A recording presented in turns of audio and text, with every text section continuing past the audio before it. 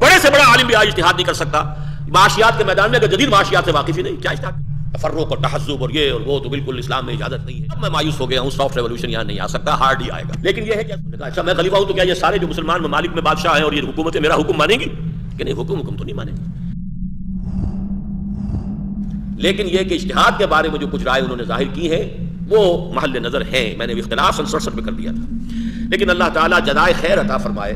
قرآن academy کے جو موجودہ ڈائریکٹر ہیں محمد سہیل عمر صاحب، انہوں نے تحقیق کی کہ علامہ کو مغالطہ ہوا شاہ ولی اللہ دہلوی رحمۃ اللہ علیہ کے ایک عبارت سے، جس کو مس کوٹ کیا مولانا شبلی نعمانی نے اپنی تصنیف الکلام میں۔ شاہ ولی اللہ کی عبارت میں سے کچھ جملے حذف کر دیے، پھر آخر میں جو اپنا نتیجہ تھا علامہ شبلی نے جو نکالا، جو بھی ان کا سر سید کے زیر اثر ان کے اوپر جو بھی اثرات پڑے ہوئے تھے اور جدید جو عقلیت آئی تھی سر سید کے دور میں، اس سے جس حد تک متاثر تھے، تو اس کا جو نتیجہ انہوں نے نکالا اسے بھی ایسے شائع کر دیا گویا کہ وہ بھی الفاظ جو ہے وہ شاہ ولی اللہ کے ہیں، اور علامہ نے اس سے دھوکہ کھایا اور اس کو کوٹ کر دیا۔ اگرچہ یہ ثابت کیا ہے پروفیسر سعید شیخ صاحب نے کہ علامہ اس پر مطمئن نہیں تھے، اس لیے کہ اس کے بعد بھی 1929 اور 30 میں بھی ان کی خط و کتابت اس ایشو پر ہوتی رہی ہے سید سلیمان ندوی رحمۃ اللہ علیہ سے، اور یہ کہ معلوم ہو رہا تھا کہ وہ اس پر پوری طرح جازم نہیں ہے، لیکن سن 28 کے خطبات میں وہ بات آ گئی ہے۔ تو میں یہ سمجھتا ہوں کہ یہ ہمارے شکریہ کے مستحق ہیں، یہ محمد سہیل عمر صاحب کے انہوں نے بالکل بال کی کھال اتار کر اور پانی کا پانی اور دودھ کا دودھ بالکل علیحدہ کر دیا ہے۔ یہ جو چوتھی بحث ہے قانون سازی جدید اسلامی ریاست میں، اس کی ایک ذیلی بحث کے طور پر میں اجتہاد کے بارے میں بات کرنا چاہتا ہوں، جو علامہ اقبال نے کی ہے، جس سے میں نے کہا تھا مجھے اتفاق ہے، 100% اتفاق ہے، لیکن اس کی اس تعبیر سے اتفاق نہیں ہے جو ہمارے سیکولر جو عناصر کر رہے ہیں، ان میں سر خیل جو ہے اس وقت وہ پسر اقبال ہے خود۔ دیکھیے اجتہاد کے بارے میں 3 اصطلاحات کو علیحدہ علیحدہ سمجھیے۔ ایک ہے حق اجتہاد، کس کو اجتہاد کا حق حاصل ہے؟ ایک ہے صلاحیت اجتہاد، کس کے اندر صلاحیت ہے؟ تیسرے ہے تنفیذ کی قوت نافذہ، یہ کس کے پاس ہے؟ اجتہاد میں کر رہا ہوں، کرتا رہوں، اپنی کتاب میں لکھ دوں گا، اپنے رسالے میں لکھ دوں گا، لکھتا رہوں، نافذ کون کرے گا اسے؟ میرے پاس تو اختیار نہیں ہے، قوت نافذہ کس کی ہے؟ سینکشن کس کے پاس ہے؟ اس اعتبار سے یوں سمجھیے اسلام میں واقعتاً کوئی کلرجی نہیں ہے، یہ نہیں ہے کہ کوئی شخص فلاں دارالعلوم کا آگے اس کے پاس سند ہے تو وہ اجتہاد کر سکتا ہے، ورنہ قطعاً نہیں۔ ہر مسلمان کو حق ہے، اگر وہ اس کا مدعی ہے کہ میں نے واقعتاً صلاحیت حاصل کر لی ہے، وہ رائے دے سکتا ہے۔ اجتہاد کا حق ہر ایک کے لیے، البتہ اس کے لیے صلاحیت ہے۔ صلاحیت میں وہ جو کہا جاتا ہے 14 علوم اور 16 علوم، قرآن مجید کو پڑھا ہو، قرآن کی عربی سے گہری ممارست ہو، اس دور کی عربی جاہلی شاعری سے انسان واقف ہو، حدیث کے ذخیرے پر نگاہ ہو، پھر یہ کہ ائمہ کرام نے جو اصول بنائے ہیں استنباط کے اور جو بھی استدلال ہے اس سے واقفیت ہو، پھر ان کی آراء جو ہے ان کو جانتا، تبھی تو آدمی اجتہاد کرے گا۔ اور نہ صرف یہ بلکہ جدید تقاضوں سے واقف ہو۔ بڑے سے بڑا عالم بھی آج اجتہاد نہیں کر سکتا معاشیات کے میدان میں، اگر جدید معاشیات سے واقف ہی نہیں، کیا اجتہاد کرے گا؟ وہ قرآن و حدیث کا ذخیرہ لے کر اپنے پاس بیٹھا رہے گا، اسے معلوم نہیں آج کی بینکنگ کیا ہے، آج کی مالیات کیا ہے، یہ کرنسی پیپر کرنسی کیا ہے، اور یہ جو اب یہ جو پلاسٹک کارڈ کی کرنسی بن گئی ہے اور یہ کرنسی جو شکل بن گئی، اس کی کیا صورت ہے؟ جب جو شخص یہ جانتا ہی نہیں وہ اجتہاد کیا کرے گا؟ خاک کرے گا۔ وہ جو علامہ اقبال نے کہا اجتہاد عالمان کم نظر اقتضا بر رفتگاہ محفوظ تر، تو یہ عالمان کم نظر صرف وہ نہیں ہے کہ جو دین سے ناواقف ہوں، عالمان کم نظر وہ بھی ہے کہ جو دین سے تو واقف ہیں لیکن جدید حالات کا صحیح شعور نہیں رکھتے، وہ بھی کم نظر ہیں۔ اس لیے کہ اجتہاد تو کرنا ہے، اپلیکیشن کرنی ہے موجودہ ماحول میں، موجودہ تقاضوں کے مطابق۔ تو یہ صلاحیت اجتہاد دو طرفہ ہونی، یہ اپنی جگہ پر ہے۔ البتہ اصل مسئلہ جو ہے وہ ہے تنفیذ، قوت نافذہ کس کے پاس ہے؟ اس کے حوالے سے میں چاہوں گا کہ ذرا 3 ادوار کو علیحدہ علیحدہ سمجھ لیجئے۔ خلفائے کرام، خلفائے راشدین خود مجتہد بھی تھے، خود ہی نافذ کرنے والے بھی تھے۔ یہ تو ایک خاص، جیسا کہ میں نے عرض کیا، یہ ریپلیکا آف خلافت راشدہ دنیا میں نہیں آ سکتا۔ یہ 5ویں جو ہے خصوصیت جو میں نے 4 گنوائی تھی، 5ویں جو اب ریپیٹ نہیں ہو سکتی وہ یہ مجتہد مطلق تھے، اور پھر انہی کے پاس اختیار تھا اس کی تنفیذ کا۔ اب جب دور ملوکیت آیا ہے، خاص طور پر جس کی کہ اصل شان جیسے خلافت راشدہ کی اصل شان دور فاروقی میں ظاہر ہوئی ہے، ملوکیت کی اصل شان دور بنو عباس میں ظاہر ہوئی ہے۔ دور بنی عباس میں اب کیا ہوا؟ ملوکیت کے دور میں علماء اور فقہاء ہیں اجتہاد کرنے والے، لیکن قوت نافذہ کس کے پاس ہے؟ بادشاہوں کے پاس۔ اب ذرا نوٹ کیجئے، اس کے حوالے سے ہمارے 2 عظیم ائمہ نے اس آفر کو قبول نہیں کیا۔ امام ابو حنیفہ سے کہا گیا کہ آپ قاضی القضات بن جائیں اور آپ کے جو اجتہادات ہیں وہی قانون کا درجہ بن جائیں۔ امام صاحب نے انکار کیا۔ ان کے انکار کی وجہ یہ بھی ہو سکتی ہے کہ وہ اس حکومت کے ساتھ تعاون نہیں کرنا چاہتے تھے، لیکن یہ بات بھی انہوں نے کہی کہ ابھی اجتہاد ہو رہا ہے، اوروں کی بھی رائے ہے، اور بھی اجتہاد کر رہے ہیں، میں نہیں سمجھتا کہ مجھے یہ حق پہنچتا ہے کہ میرا اجتہاد جو ہے وہ قانون کا درجہ اختیار کر لے، باقی کے اجتہاد جو ہے باقی حضرات کے وہ تب کر رہ جائیں۔ یہی آفر امام مالک کو کی گئی، تمہاری موطا کو ہم بنا دیتے ہیں کتاب قانون آؤ، انہوں نے بھی انکار کر دیا۔ لیکن یہ کہ قاضی ابو یوسف نے وہ صورتحال جو ہے اس کو تسلیم کر لیا، قبول کر لیا۔ اب اس کی جو سب سے نمایاں مثال ہے وہ میں آپ کو دے رہا ہوں، وہ ہے دور عالمگیر میں۔ اورنگزیب عالمگیر رحمۃ اللہ علیہ کے نام سے فتاوا ہمارے یہاں چلتے ہیں، فتاوا عالمگیری. تو کیا حضرت اورنگزیب عالمگیر مجتہد تھے؟ فتوے ان کے تھے؟ وہ تو ملوکیت ہے، بادشاہ ہے، قوت نافذہ اس کے پاس ہے. اس نے ہینڈ پکڈ علماء جمع کر لیے، وہ اپنے گورنروں کی رائے لی ہوگی، کسی کی رائے لی ہوگی، کہ علماء کی کمیٹی بنا دی، آپ اجتہاد کریں. لیکن ظاہر بات ہے علماء کی اس کمیٹی کے پاس قوت نافذہ تو نہیں تھی، وہ نافذ تو نہیں کر سکتے تھے. نافذ کیا بادشاہ نے اپنے فرمان کے ذریعے سے. قوت نافذہ بادشاہ کی تھی اور اس سے وہ فتاوا عالمگیری نافذ ہو گئے. اب عہد حاضر میں کیا ہوگا؟ قوت نافذہ پارلیمنٹ کے پاس ہوگی. لہذا کون سا اجتہاد کتاب قانون کا جز بنے گا، یہ فیصلہ پارلیمنٹ کرے گی. یہ ہے وہ بات جو علامہ اقبال کہہ رہے ہیں. یہ نہیں کہ مطلق اجتہاد کا اختیار اس کو حاصل ہو جائے گا کہ اس کے اجتہاد کو چیلنج کہیں نہیں کیا جا سکے، اس لیے کہ پارلیمنٹ میں جہاں لے مین بھی ہوں گے، ان پڑھ بھی ہوں گے، جاہل بھی ہوں گے. یا تو یہ ہے کہ آپ اس کا جو پبلک ریپرزنٹیشن کا دائرہ محدود کر دیجیے، صرف علماء جو ہے وہی الیکشن لڑ سکیں اور صرف فقہاء ہی آئے میدان کے اندر. تو ظاہر بات ہے وہ جو روح جمہوریت ہے وہ ختم ہو جائے گی. تھیو ڈیموکریسی کا جو دوسرا ایلیمنٹ ہے وہ ختم ہو جاتا ہے. پارلیمنٹ میں آنے دیجیے، لیکن پارلیمنٹ چوز کرے گی کون سا اجتہاد نافذ العمل ہوگا. ہو سکتا ہے پارلیمنٹ ہی میں کوئی عالم دین موجود ہو، وہ اجتہاد کر رہا ہے، لیکن آیا اس کا اجتہاد جو ہے اس پارلیمنٹ کی اکثریت کو قبول ہے؟ یا کوئی پارلیمنٹ سے باہر کا آدمی ہے، اس نے رائے دی ہے، ہو سکتا ہے پارلیمنٹ کی اکثریت اس کی رائے کو قبول کر لے. لیکن پارلیمنٹ کا قبول کرنا ہوگا کہ جس سے وہ کتاب قانون کا جز بنے گا، ورنہ وہ ایک علمی ایکسرسائز کرتے رہیں گے. یہ بات ہے جو علامہ نے کہی ہے اس کوٹیشن میں جو میں نے آپ کو پڑھ کر سنائی تھی. اجماع کی یہی شکل ہو سکتی ہے. اجماع یہی ہے کہ پارلیمنٹ میں عوام کے نمائندے بیٹھے ہوئے ہیں، انہوں نے اس چیز کے اوپر اجماع کر لیا، اکثریت نے رائے دے دی ہے کہ یہ بات ٹھیک ہے، لہذا اجماع ہو گیا. البتہ یہ بات بالکل ٹیکنیکل ہے کہ آیا اس معاملے میں کتاب و سنت کی حدود سے کوئی تجاوز تو نہیں ہو گیا؟ یہ اجتہاد ہے یا کوئی تجدد ہے، کوئی نکل جانا ہے، بالکل نئی بات لا کر بدعت ہے، کوئی نئی چیز شامل کر دی گئی ہے، یا یہ واقعتاً اجتہاد ہے؟ اس کا فیصلہ یہ جیسا کہ میں نے یہ ٹیکنیکل ایشو ہے، یہ پارلیمنٹ میں نہیں ہوگا، یہ عدالت میں ہوگا کہ عدالت میں جا کر فیصلہ کیا جائے. کسی کی اگر رائے ہے وہ چاہے چیلنج کرے اور عدالت فیصلہ کرے گی. یہ ہے اجتہاد کے بارے میں علامہ اقبال کی جو رائے ہے، اس کی میری تعبیر جس سے مجھے 100% اتفاق ہے. اب 5ویں مبحث میں نے 2 مسائل کو لیا ہے جو ضمنی مسائل. پہلی بات یہ کہ آیا آج کی جدید اسلامی ریاست میں یا نظام خلافت میں یہ 1 پارٹی گورنمنٹ ہوگی یا ملٹیپل پارٹی؟ عام خیال یہ ہے کہ ایک ہی پارٹی. تفرق اور تحزب اور یہ اور وہ تو بالکل اسلام میں اجازت نہیں ہے. میرے نزدیک یہ کم علمی ہے، نافہمی ہے. جدید جو ریاست ہے اس میں پارٹیز کا ہونا ایک بہت اہم اس کا حصہ ہے. اس کے مینیفیسٹوز جو پبلک ایجوکیشن کا ذریعہ بنتے ہیں، آپ اپنے ہاں کے حالات پر قیاس نہ کیجیے، اصولی اعتبار سے سمجھیے. البتہ یہ کہ پارٹیز کے بارے میں 2-3 باتیں واضح طور پر ہونی چاہیے کہ جو آج کے جو مروجہ معاملات ہیں ان سے جو بھی ڈیویشن ہوگی اسلامی ریاست میں. نمبر 1 یہ کہ پارٹی مینیفیسٹوز جو ہے وہ بھی چیلنج کیے جا سکیں گے اسی بنیاد پر، ریپگننسی ٹو دی قرآن اینڈ سنہ. کسی پارٹی کو اپنے منشور میں کوئی ایسی شے لانے کا حق حاصل نہیں ہوگا کہ جو کتاب و سنت کے منافی ہو. اس کے اندر ہی ہمیں سارا کھیل کھیلنا ہے، اسی کے اندر چوائس کرنا ہے، لیجسلیشن اسی کے اندر کرنی ہے، اسی کے لیے آپ الیکشن لڑنا چاہ رہے ہیں، اسی کے لیے آگے آنا چاہتے ہیں. تو آپ کے دستور میں بھی کوئی شے ایسی نہیں ہو سکتی کہ جو کتاب و سنت کے منافی ہو. نمبر 2 یہ کہ اب اگر یہ پارٹی ہے، اس کا بھی منشور ہے کتاب و سنت کے حدود کے اندر ہے، اس پارٹی کا بھی منشور ہے، اس کا بھی منشور جو ہے کتاب و سنت کے حدود. اب now go to the masses, educate them, لیجیے ان سے مینڈیٹ لیجیے. لیکن اس کے بعد پارٹی وپ جس درجے میں چلتا ہے دنیا میں، اس کی ایک انتہا تو ہے جو ہمارے ہاں اب ہو گئی ہے. نواز شریف صاحب نے جو اپنے لیے فورٹیفیکیشن کی ہے، قلعہ بندی کی ہے، اس کو تو خیر رہنے دیجیے اس وقت. لیکن عام طور پر بھی میرے نزدیک اس میں ہمیں یہ ترمیم کرنی ہوگی. اگر کوئی رکن کسی پارٹی سے منتخب ہو کر آیا، اگر وہ منشور سے اب اختلاف کر رہا ہو، اس کی رائے بدل گئی ہے، ہی مسٹ ریزائن، کیونکہ پارٹی مینڈیٹ اس منشور کی بنیاد پر آیا. اگر کوئی ایشو ہے منشور سے متعلق تو اسے رائے دینی پڑے گی اسی کے حق میں، ورنہ وہ مستعفی ہو جائے.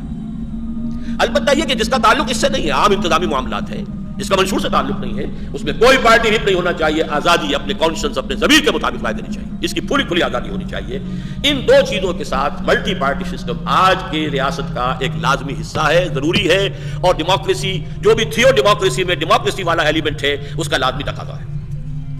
دوسرا مسئلہ ہے اسلامی ریاست میں غیر مسلموں کا. اس میں یہ کہ اصولی بات تو میں آپ سے کہہ دینا چاہتا ہوں جو کڑوی ہے، انپیلیٹیبل ہے، آسانی سے حلق سے نیچے نہیں اترے گی.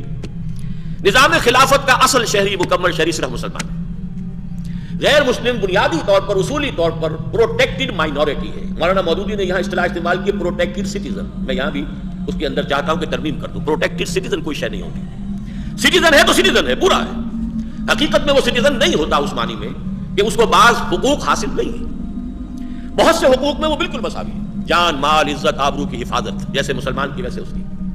عقیدے کی آزادی اس کو جیسے مسلمان کو ویسے اس کو. عبادت کی آزادی، جیسے معبد مسلمان کا مسجد جو ہے حفاظت کی جائے گی، ایسے ان کے منتروں کی، ان کے سینیگاگس کی اور ان کے چرچز کی حفاظت کی جائے گی، بلکہ وہ مقدم ہے۔ قرآن مجید میں سورہ حج کی ایک آیت کی روح سے تو وہ مقدم ہے۔ لَهُدِّمَتْ صَوَامِعُ وَبِيَعٌ وَصَلَوَاتٌ وَمَسَاجِدُ يُذْكَرُ فِيهَا اسْمُ اللَّهِ كَثِيرًا، مساجد کا ذکر بعد میں آیا، صوامع اور بیع ان کا تذکرہ پہلے ہو رہا ہے۔ تو یہ سارے اختیار ان کے فیملی لاز میں انہیں مکمل اختیار حاصل ہوگا، اپنی آبادی کو، اپنی نوجوان نسل کو اپنا مذہب پڑھائیں، اس کی تبلیغ کریں، اس کی آزادی ہوگی، یہ ساری آزادیاں ہوگی، تجارت کی آزادی ہوگی، صنعت کی آزادی ہوگی، ٹیکنیکل معاملات کے اندر تمام پروفیشنز جو ہیں اس کے اندر بھی ملازمتوں کے اندر برابر آ سکیں گے۔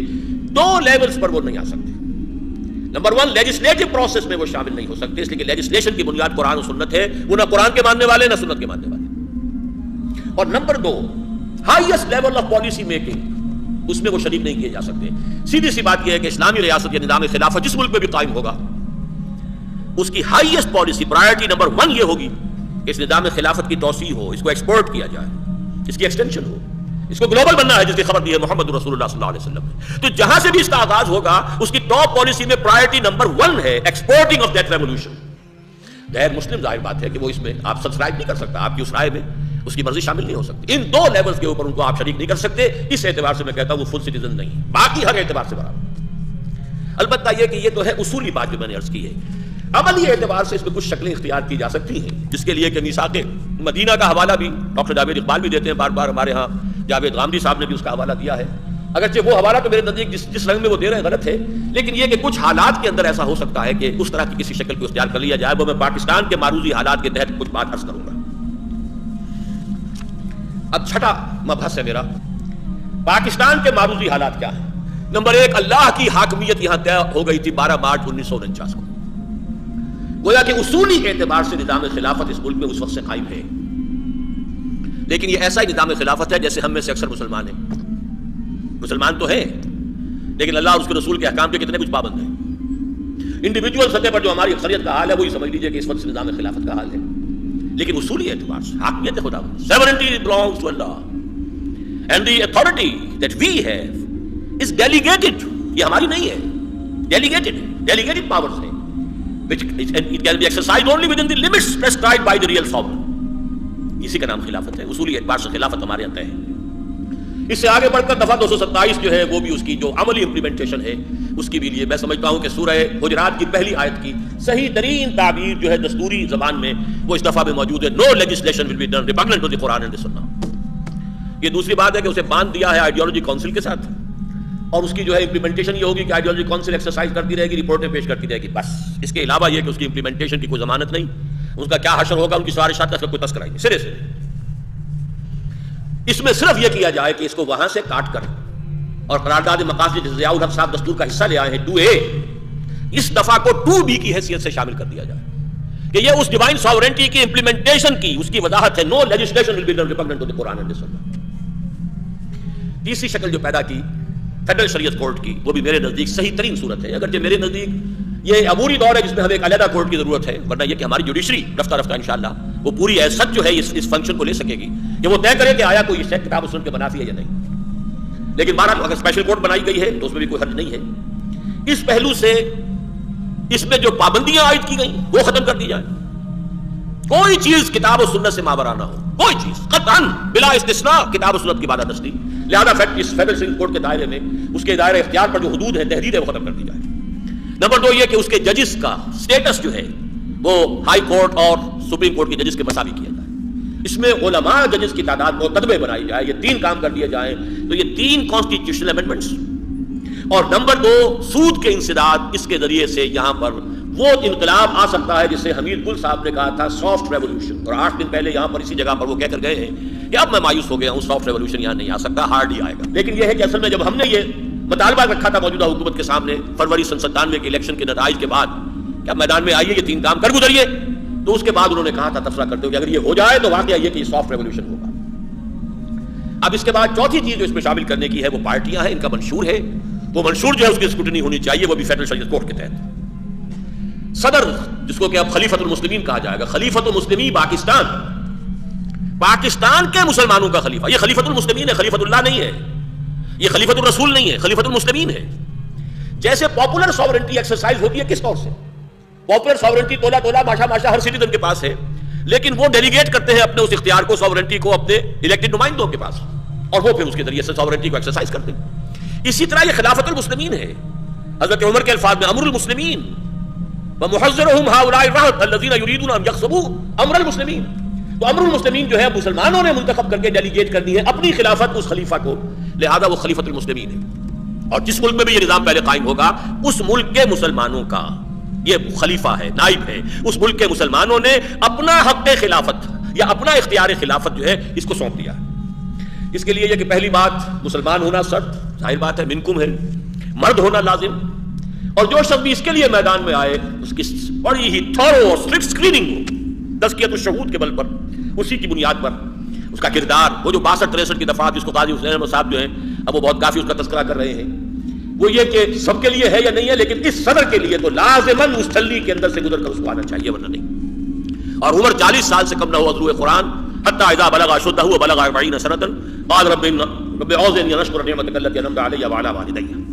البتہ اس میں ووٹ ہر مسلمان مرد اور عورت کو حاصل ہوگا. اس کے لیے امام ابو حنیفہ کا جو قول ہے المسلم کفو لکل مسلم, یہ جو بعض ہمارے حضرات کا خیال ہے مسجدوں کے اندر رجسٹر رکھے ہوں گے اور صرف نمازی حضرات ووٹ دیں گے اور یہ ہوگا اور وہ ہوگا, یہ باتیں جو ہے نہ ہونے والی ہیں, بڑی ناسمجھی کی دلیلیں ہیں.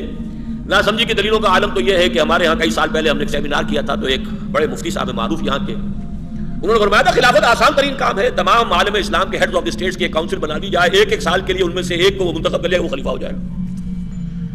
اس سے بھی بڑا کثیفہ یا لطیفہ ہوا تھا مصطفیٰ کمال پاشا کے ساتھ. جب یہ تنسیخ خلافت کا آخری مرحلہ آ رہا تھا تو کچھ علماء بیچارے دربر مسلمان گئے, خدا کے لیے یہ نہ کرو, ہم تمہیں خلیفہ مان لیتے ہیں, تم خلیفہ. انہوں نے کہا اچھا میں خلیفہ ہوں تو کیا یہ سارے جو مسلمان ممالک میں بادشاہ ہیں اور یہ حکومتیں میرا حکم مانیں گی؟ کہ نہیں, حکم تو نہیں مانیں گے. تو پھر خلافت لے جا اٹھا کے. تو یہ تو تصورات ہیں کہ جو بھی ہوتے ہیں. اب یہ کہ مسجدوں میں حاضری ہو رہی ہو اس کے اعتبار سے کون کون ووٹر ہے کون نہیں ہے, یہ چیزیں ہونے والی نہیں ہیں. فاسق و فاجر اور متقی یہ قانون کی سطح پر برابر ہے, دستور کی سطح پر برابر. فاسق و فاجر اور کسی کا متقی ہونا اور زاہد ہونا اور عابد ہونا یہ اللہ کے ہاں ہے. یا یہ کہ اس کو انسان جب ووٹ دے رہا ہو تو دیکھے کہ کون متقی ہے. لیکن یہ ہے کہ ووٹ دینے والا جو ہے وہ تو جیسے کہ ایک مسلمان اگر فوت ہوتا ہے تو اس کے اگر 2 بیٹے ہیں اور ایک بیٹا بڑا زاہد و عابد ہے اور ایک فاسق و فاجر ہے تو وراثت تو دونوں کو برابر ملے گی. وراثت میں فرق نہیں ہو سکتا کہ یہ تہجد گزار تھا اس کو زیادہ حصہ دو اور یہ تو نماز بھی گھنٹے دار پڑھتا تھا اس کو کم دو. نہیں, وراثت پوری ہوگی. یا تو 0 ہوگا آل اور نن لیول. مسلمان ہے تو سارے حقوق سے حاصل ہیں, مسلمان نہیں رہا تو سارے حقوق ختم ہو جائے. المسلم کفو لکل مسلم. اور اس سلسلے کی آخری بات یہ ہے کہ پاکستان کے موجودہ معروضی حالات میں کوئی حرج نہیں ہے, اس لیے کہ اتنی کم تعداد ہے غیر مسلموں کی یہاں پر کہ وہ اثر انداز نہیں ہو سکتے. اگر یہاں پر جوائنٹ الیکٹوریٹ بھی ہو جائے تو کوئی حرج نہیں. غیر مسلم پارلیمنٹ میں پہنچ جائیں تو جبکہ لکھا ہوا دستور میں یہ ہے کہ no legislation repugnant to the Quran and سنہ, تو ان کی وہاں پر ان کی موجودگی جو ہے اگر زیادہ بڑی تعداد ہو تو انڈائریکٹ انفلوئنسنگ کا جو ہے وہ امکان پیدا ہو جائے گا, پھر صورتحال مختلف ہوگی.